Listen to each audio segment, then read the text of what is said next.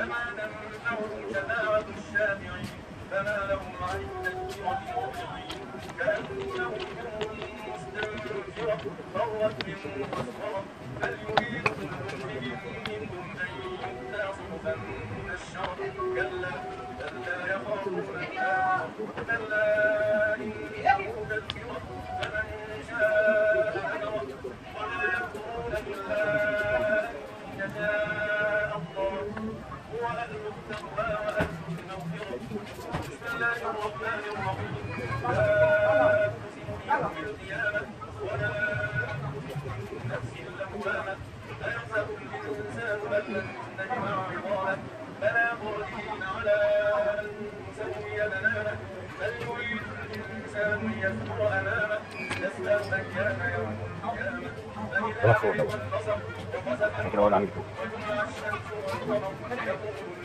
الإنسان يومئذ أين المفر كلا لا وزر يومئذ ناظرة إلى ربها ناظرة وجوه يومئذ باسرة أن يفعل بها فاقرة كلا إذا بلغت التراقي وقيل من راق وظن أنه الفراق والتفت الساق بالساق إلى ربك يومئذ المساق فلا صدق ولا صلى ولكن كذب وتولى ثم ذهب إلى أهله يتمطى أولى لك فأولى ثم أولى لك فأولى أيحسب الإنسان أن يترك سدى ألم يكن نطفة من مني يمنى ثم كان علقة فخلق فسوى فجعل الزوجين الذكر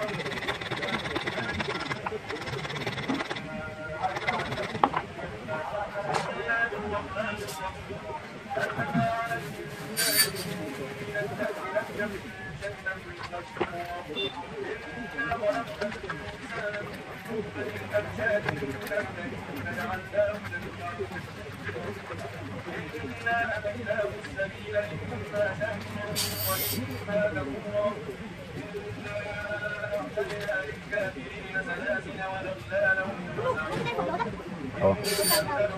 لا الدور الثالث يشرب بها عباد الله يفجرونها تفجيرا يوفون بالنذر ويخافون يوما كان شره مستطيرا ويطعمون الطعام على حبه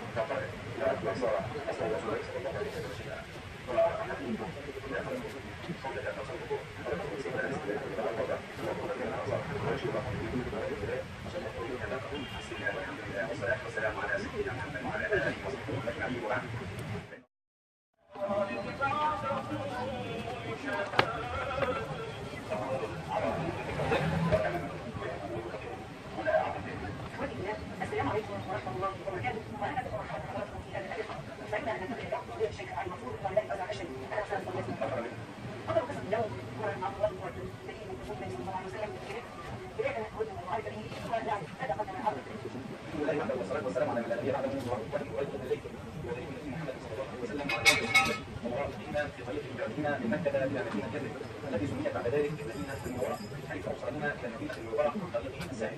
لم يكن عبد الله بن عبيد كان ذلك مسلم كان عليه قريش لما عائشه بنت ابي بكر قالت استاجر رسول الله صلى الله عليه وسلم الديري فقدموا الى طريق الساحل.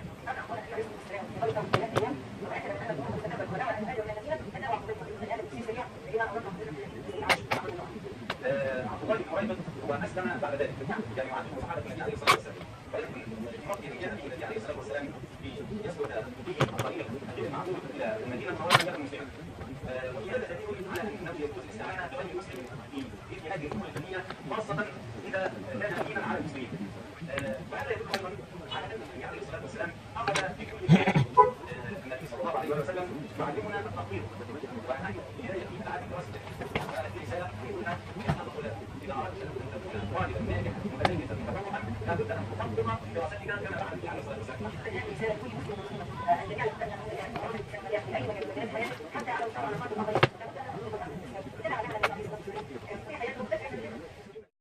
ما بدناش نشوف الدنيا بره الحمد لله. بنت يوم الخميس بالذات ما بتروحش مثلا الجامعه وتقعد فيها معايا انا ربيت عيالي دول تحت الدكه دي. ثم حارب على الإسفل على الجزيرة الوثائقية.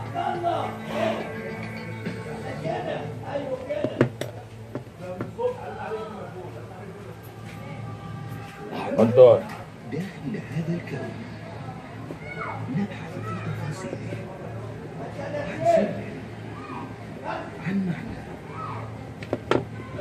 نكشف لك كل خبايا وكل سر من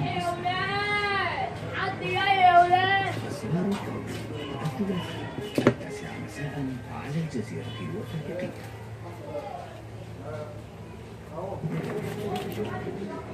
رحلة تستمر لأكثر من 10 سنوات على متن مركبة فضائية مميزة. مغامرة لمحاولة اكتشاف الأسرار الكونية ونشوء النظام الشمسي. روزيتا، قصر الحياة على الجزيرة الوثائقية.